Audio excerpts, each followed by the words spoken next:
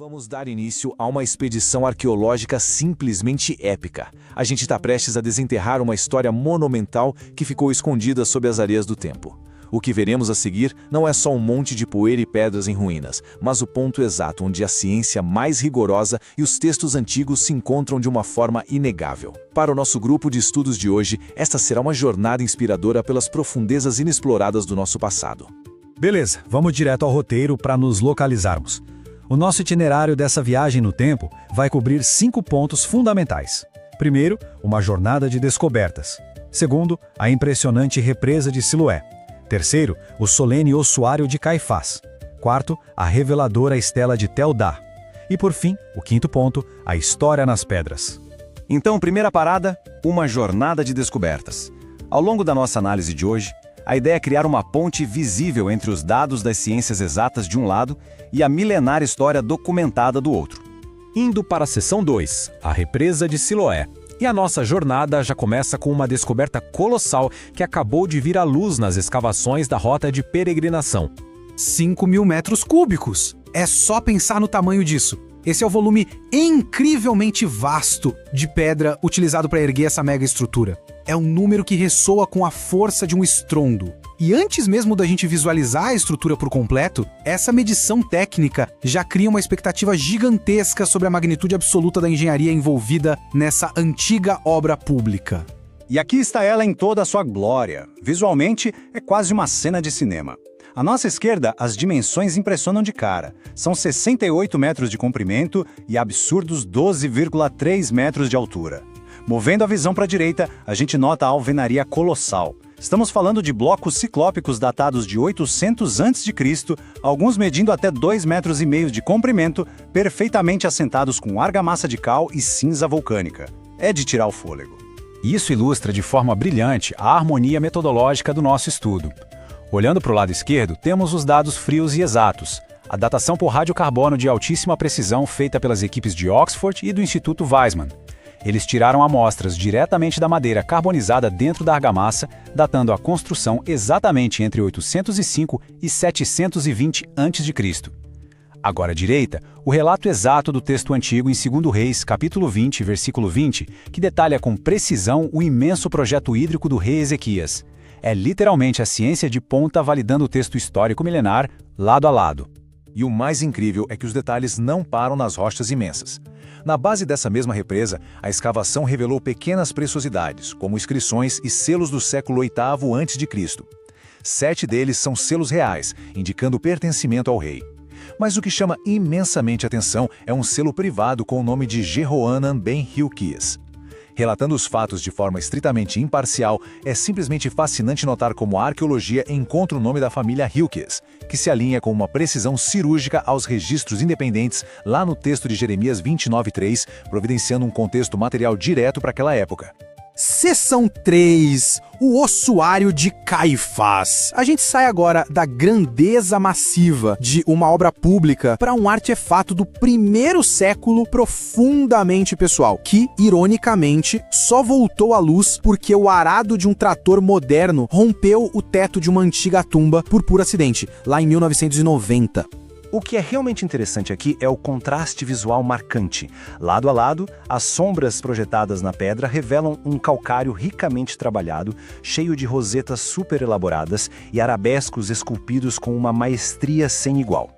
Isso indica, indiscutivelmente, uma família de alto status financeiro e aristocrático. E, no entanto, toda essa beleza escultural e opulência adornam a realidade sombria e final de uma caixa destinada a abrigar ossos humanos. E a correlação histórica ganha forma bem diante de nós. De um lado da imagem, vemos a inscrição mais rústica, feita a carvão diluído na lateral da caixa, em aramaico, Yehosef bar Caiafa, que se traduz como José, filho de Caifás. Do outro lado, temos os textos paralelos do 1º século, tanto de Mateus 26:3, quanto da obra Antiguidades Judaicas, do historiador Flávio Josefo. A identidade apontada é rigorosamente a mesma. Fisicamente, trata-se dos restos do sumo sacerdote que presidiu um dos julgamentos mais famosos de toda a história, o de Jesus de Nazaré. Para deixar as anotações do nosso grupo de estudos bem completas, podemos acompanhar essa linha do tempo super rigorosa de validação científica. O achado inicial ocorreu em 1990. 2 anos depois, análise e microscópio eletrônico na Universidade de Tel Aviv confirmaram cientificamente que o calcário é típico das pedreiras exclusivas de Jerusalém do século I. E quase 2 décadas depois, em 2011, testes sofisticadíssimos de DNA antigo confirmaram que os restos mortais no interior possuem os exatos marcadores genéticos levantinos, que são típicos das populações da Judéia no período romano. E aí está o artefato completo, o imponente ossuário de 94 centímetros. Hoje, ele repousa protegido em exposição permanente na galeria do Segundo Templo do Museu de Israel, lá em Jerusalém. Para encerrar essa parte, vale muito a pena lembrar a observação técnica do Dr. Randall Price. Essa peça não é um mito, mas a prova física e contemporânea de que figuras centrais da narrativa histórica realmente existiram de verdade e deixaram rastros tangíveis para trás. Quarto ponto do nosso roteiro, a Estela de Tel Dan. A gente vai falar agora de um artefato real capaz de mudar debates acadêmicos inteiros e revelar uma parte monumental da história dinástica. Vamos avançar na cronologia e ver como tudo isso se constrói ao longo do tempo. Esse monumento tem a sua origem lá na Idade do Ferro. Em 841 a.C., o rei Hazael de Arã ataca e comemora a sua vitória. Quase um século depois, em 732, os implacáveis assírios invadem o local e, num ato de dominação, quebram essa estela em pedaços. Esses fragmentos repousaram sobre a poeira e as guerras por milênios, até que, em 1993, a equipe do arqueólogo Avraham Biran revelou esses pedaços lá no norte de Israel.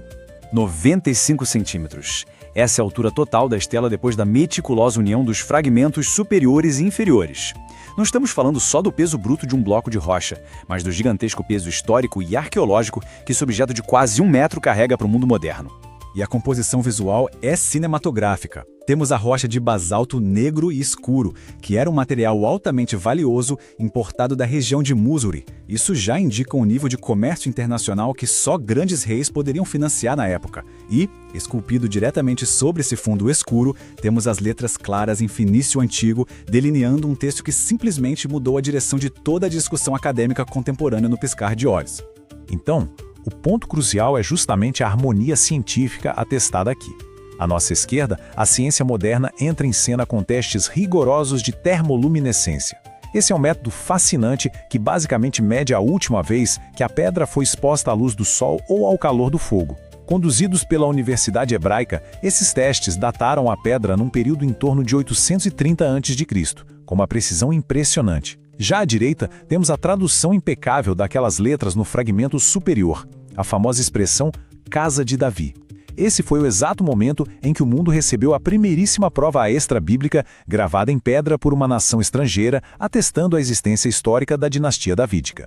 Mantendo a nossa análise focada e relatando os fatos exatamente como as pedras apresentam, a gente chega a uma compreensão perfeitamente cristalina. A pedra não diz que Davi era um deus. Ela diz Casa de Davi, que é uma dinastia real, reconhecida até mesmo por seu inimigo. Trata-se do testamento em formato de monumento de guerra arameu, que acabou com anos e anos de debates. Davi não é lenda, é história real, documentada e comprovada.